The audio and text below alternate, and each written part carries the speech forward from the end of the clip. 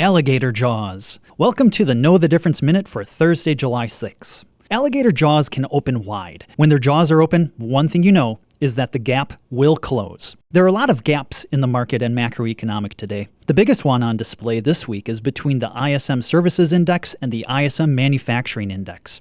According to the Institute for Supply Management, service sector activity expanded for the sixth straight month in June. Manufacturing, on the other hand, contracted for the eighth straight month.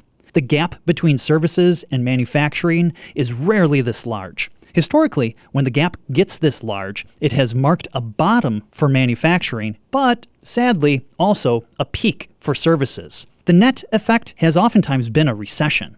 The jaws will close, and it's likely going to be a mix of tentative stability from manufacturing and a bit of slowing in services. I'm Brian Jacobson, Chief Economist at Annex Wealth Management. That is your Know the Difference Minute.